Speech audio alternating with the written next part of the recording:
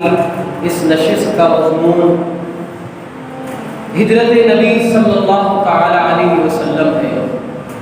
کہ آقا دو جہاں صلی اللہ علیہ وسلم نے مکہ سے ہجرت کی، مدینہ تشریف لے گئے، اور ہجرت کے کیا مقاصد تھے یا ہجرت کے اندر کیا حکمت تھی، یا آقا دو جہاں صلی اللہ علیہ وسلم اکیلے نبی ہیں جنہوں نے ہجرت کی، یا اس سے پہلے جتنے انبیاء کرام تھے انہوں نے بھی ہجرت کی یا نہیں کی، اس کے اوپر آپ کے سامنے چند گزارشات پیش کروں گا۔ دعا فرمائے اللہ حق سچ کہنے کی توفیق عطا فرمائے۔ عزیز ساتھیو، بزرگو، دوستو، تمہید کے طور پر سن 10 نبوی میں مکہ مکرمہ میں آپ صلی اللہ علیہ وسلم تشریف فرما تھے۔ 10 نبوی میں آپ کی عزیزہ، آپ کی محترمہ حضرت خدیجہ الکبریٰ رضی اللہ تعالی عنہا کا وصال ہوا، اور اسی طرح 10 نبوی میں ہی آپ کے چچا اور آپ کے بہت زیادہ خیر خواہ حضرت ابو طالب کا بھی انتقال ہوا، اور اس سال کو عام الحزن کہا جاتا ہے، غم کا سال۔ میرے نبی صلی اللہ علیہ وسلم کے لیے یہ بڑا دکھ کا سال تھا کہ جو قریبی لوگ تھے جن کی وجہ سے آقا دو جہاں صلی اللہ علیہ وسلم کو اللہ کی ذات کے بعد تھوڑا سا آسرا ملتا تھا، وہ دونوں دنیا سے تشریف لے گئے۔ ان کی دنیا سے تشریف لے جانے کے بعد اب قریش مکہ کی ذرا ہمت بھی بڑھنے لگ گئی کہ جو درمیان میں آ کر کے آڑ بنتے تھے اب وہ بھی چلے گئے،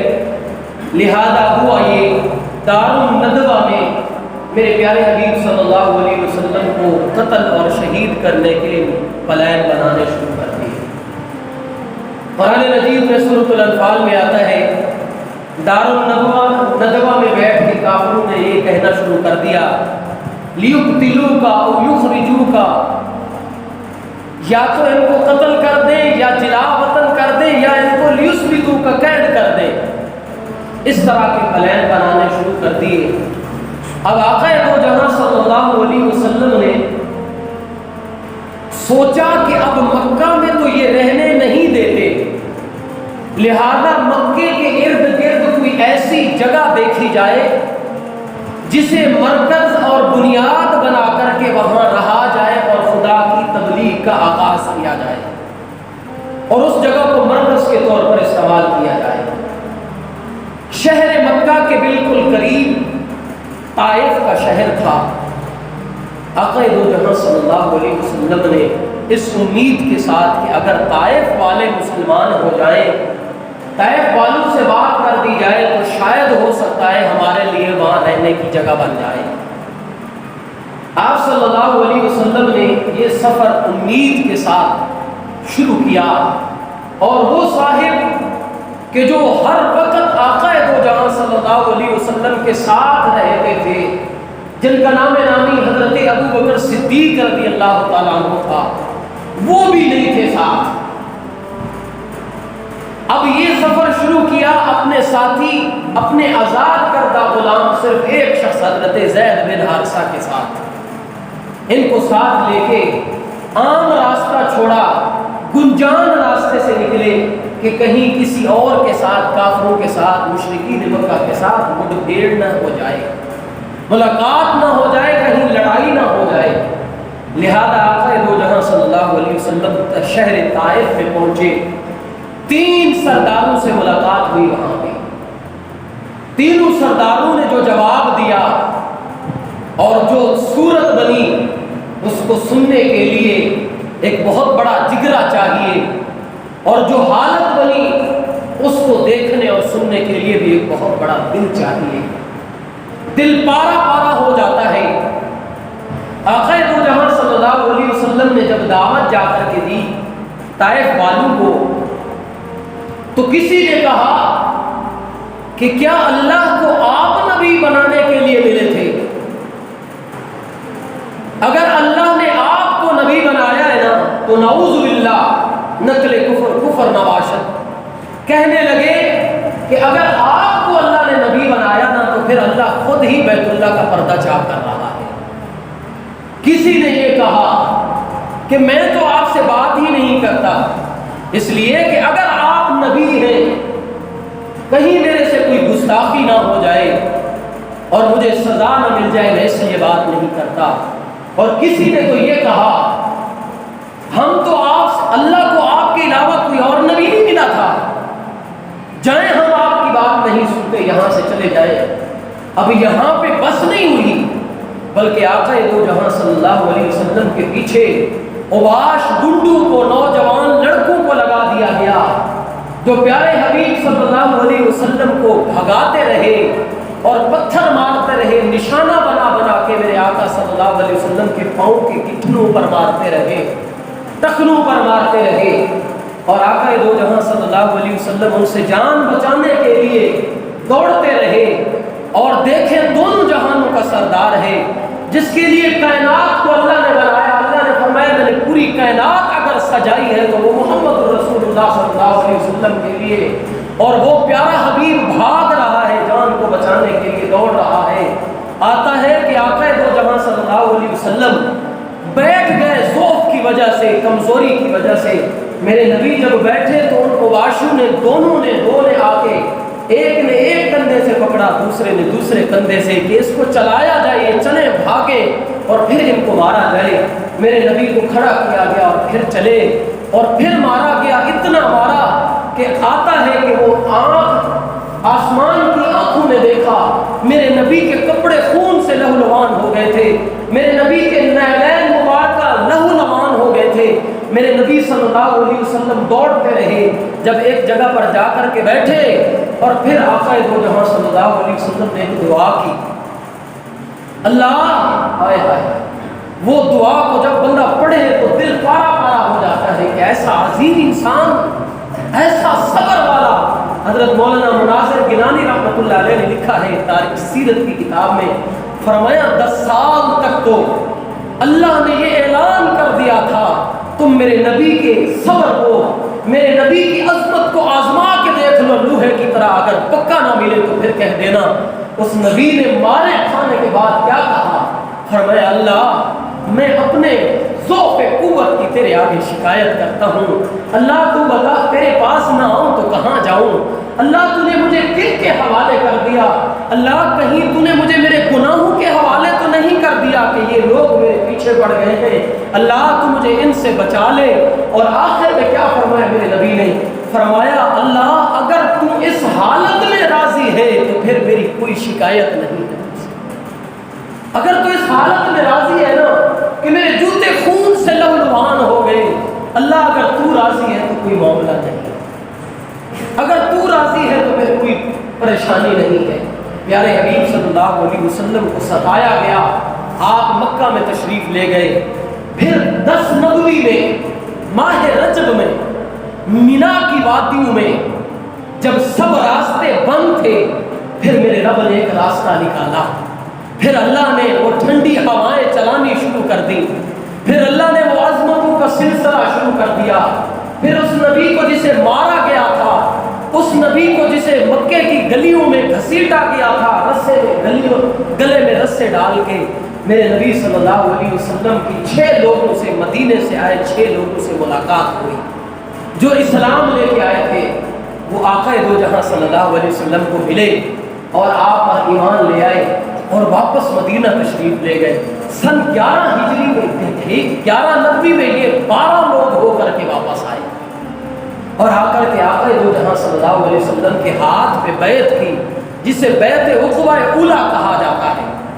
اسلام لائے۔ اور ان لوگوں نے پھر آقا دو جہاں صلی اللہ علیہ وسلم سے ایک بات کی کہ اللہ کے نبی ہمارے ساتھ کوئی ایسا اپنا بندہ بھیجیے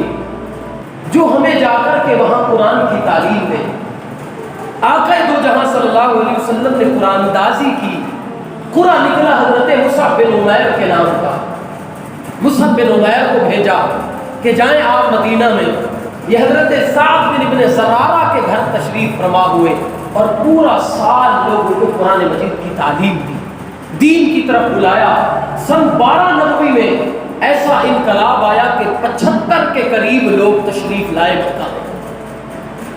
12 نبوی میں، جس میں سے 72 مرد تھے خواتین عورتیں، اور انہوں نے آ کر کے آقا دو جہاں صلی اللہ علیہ وسلم کے ہاتھ پہ بیعت کی، جسے بیعت عقبہ ثانیہ کہا جاتا ہے، اور پھر تقریریں ہوئی وہاں پہ، اور ابھی تک وہ چچا جو حضرت عباس جو بھی مسلمان نہیں ہوئے تھے کھڑے ہوئے، ایک تقریر کی، فرمایا مکہ مدینہ والو، ہم بے شک اس کے اوپر ایمان نہیں لائے،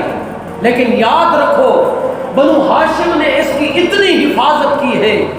اگر تم اس کو ساتھ لے کے جانا چاہتے ہو تو یاد رکھو یہ اتنی بڑی ذمہ داری ہے،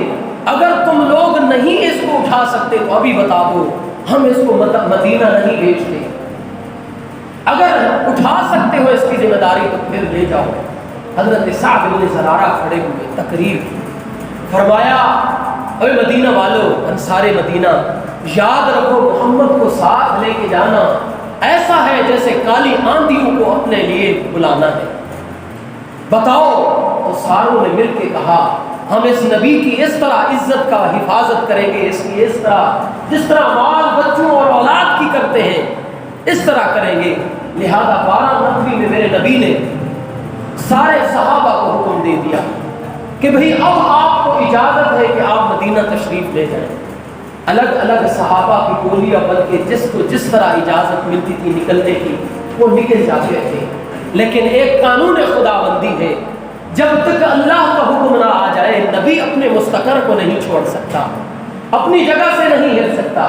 کہ اللہ کے نبی صلی اللہ علیہ وسلم کو یہ پتا تھا۔ اب یہاں پہ ایک بات میں واضح کرتا چلوں، ہمارے ہاں جن لوگوں نے سیرت نہیں پڑھی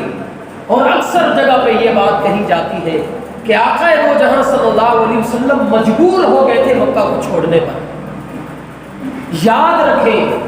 جب حضرت عائشہ، حضرت خدیجہ آپ صلی اللہ علیہ وسلم کو ورقہ بن نوفل کے پاس لے کر کے گئی تھی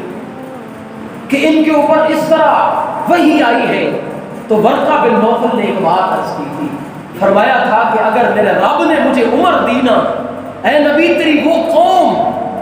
ایک دفعہ تجھے تیرے شہر سے نکالے گی، کاش کہ میری اتنی عمر ہوتی تو میں تیرا ساتھ دیتا۔ تو اس سے معلوم ہوا کہ نبی کی ہجرت واقعی تھی اور پہلے سے متعین تھی، نبی مجبور ہو کے نہیں گئے، اللہ کی حکمت تھی۔ اور صرف نہ آقا دو جہاں صلی اللہ علیہ وسلم نے ہجرت نہیں کی، اگر ہم حضرت آدم کی بات کریں تو حضرت آدم نے بھی ہجرت کی، کہاں اترے اور مکہ تشریف لے گئے۔ سیرت کی کتابوں میں آتا ہے، تاریخ کی کتابوں میں سری لنکا میں حضرت آدم اترے اور تشریف لے گئے مکہ میں۔ حضرت شعیب علیہ السلام کو دیکھیں، حضرت ابراہیم علیہ السلام کو دیکھیں، کہاں پیدا ہوئے؟ ہجرت کر کے گئے شام میں۔ اور اسی طرح اگر حضرت موسیٰ علیہ السلام کو دیکھیں، ہجرت کی، حضرت شعیب کی طرف تشریف لے گئے، حضرت شعیب کے بعد پھر ہجرت کی، مصر تشریف لے گئے۔ اکثر انبیاء کرام نے ہجرت کی ہے، اور اگر آقا دو جہاں صلی اللہ علیہ وسلم نے کی تو مجبور ہو کے نہیں کی، بلکہ اللہ رب العزت نے اس میں حکمت یہ پیدا کی ہے کہ ایک ایسی سلطنت کو اللہ نے قائم کرنا تھا کہ جس کے اندر آقا دو جہاں صلی اللہ علیہ وسلم اسلام کا پورا نظام نافذ کر کے لوگوں کو دکھائیں، اور وہ مکہ میں ایسا ہو نہیں سکتا تھا۔ پھر اللہ نے اپنے نبی کو مدینے بھیجا، پھر ایسی ریاست قائم ہوئی، ایسی ریاست مدینہ کہ خدا کی قسم حضرت علی رضی اللہ تعالیٰ عنہ کے دور میں حضرت علی نے ایک بندے کے اوپر دعویٰ کیا، فرمایا یہ جو تلوار ہے نا، یہ زرہ یہ میری ہے۔ ایک یہودی کا دعویٰ کیا، قاضی شریح نامی آدمی کے پاس معاملہ چلا گیا، وہ یہودی بھی آیا اور حضرت علی رضی اللہ تعالیٰ عنہ بھی اس عدالت میں جب گئے تو وہ جو قاضی صاحب تھے وہ حضرت علی کے استقبال میں اور ادب میں کھڑے ہو گئے۔ تو حضرت علی نے کیا فرمایا تم آج اگر عدالت میں آیا ہوں، جس طرح وہ یہودی ہے اسی طرح میں ہوں، برابر کے ہم شریک ہیں، اگر تم میری عظمت کے لیے کھڑے ہو گئے ہو تو علی نے تم سے فیصلہ نہیں کروانا، تم حق کبھی بھی نہیں کہہ پاؤ، اس لیے کہ تم تو پہلے میرے لیے کھڑے ہو گئے ہو۔ ایسا نہیں ہے۔ پھر اللہ نے ایسی عظیم سلطنت مدینے میں قائم کروائی ہجرت کے بعد کہ جب ایک عورت نے چوری کی، فاطمہ نامی عورت نے، اور آقا دو جہاں صلی اللہ علیہ وسلم کے پاس گئے اور جا کر کے سفارش کی کہ یہ تو بڑے خاندان کی ہے اور نام بھی فاطمہ ہے، لہذا آپ معاف کر دیں۔ پیارے حبیب نے کیا فرمایا؟ اور یہ وہ نبی تھے جسے مکے کی گلیوں میں گھسیٹا گیا، یہ وہ نبی تھا جس نے اگر صحن کعبہ میں سجدہ کیا تو اس کے جسم پر اوجڑی ڈال دی گئی۔ اس نبی نے پھر اللہ نے کیسی طاقت عطا فرمائی، کیا فرمایا؟ فرمایا خبردار اگر یہ بات کی تو اگر یہاں فاطمہ بنت محمد بھی ہوتی تو محمد اس کا ہاتھ بھی کاٹ دے گا، اس کا ہاتھ کاٹا جائے گا۔ اور پھر ایک وقت آیا، ایسی ریاست اللہ نے قائم کروائی، حضرت عمر کے دور میں غسان کا بادشاہ مسلمان ہو گیا، بیت اللہ میں آیا، طواف کر رہا ہے، ایک غریب مزدور کا پاؤں اس کی چادر پہ آ گیا، نیچے ہو گئی، بادشاہ تھا، تھپڑ مارا زور سے، اس غریب کے 2 دانت ٹوٹ گئے۔ حضرت عمر کے پاس معاملہ گیا، فرمایا اچھا پہلی بات تو یہ ہے تم نے بیت اللہ کی عظمت کا خیال نہیں کیا، اور دوسری بات یہ ہے کہ اگر انجانے میں آ بھی گیا تم نے صبر نہیں کیا اور اس کے دانت توڑ دیے، لہذا تمہیں مارا جائے گا اور تمہارے دانت بھی توڑے جائیں گے۔ بے شک وہ وقت کا بادشاہ ہے، لیکن اللہ کے نبی نے وہ اسلامی قوانین ایسے نافذ کروائے، پھر بادشاہوں کی بھی رعایت نہیں کی گئی بلکہ اس پر عمل کر کے دکھایا گیا۔ اور آقا دو جہاں صلی اللہ علیہ وسلم نے اسی لیے کیا کی؟ ہجرت کی، کہ اور اللہ نے اسی لیے ہجرت کروائی کہ وہاں جا کر کے لوگوں کو بتاؤ کہ اسلامی ریاست ایسے قائم ہوگی اور ایسے قوانین لوگوں پر نافذ کیے جائیں گے اور اس کے مطابق زندگی گزاری جائے گی۔ میرے بھائیو بزرگو دوستو، پھر اللہ کے نبی نے سب کو بھیجا، اور سن 13 میں میرے نبی صلی اللہ علیہ وسلم نے حضرت ابو بکر صدیق رضی اللہ تعالیٰ عنہ، یار غار قربان جاؤں، اگر عبادت گزاروں کا تذکرہ کیا جائے، اگر عبادت گزاروں کا تذکرہ کیا جائے، اللہ کی عبادت کا دل میں محبت پیدا ہوتی ہے۔ حضرت سید گیلانی رحمۃ اللہ علیہ نے فرمایا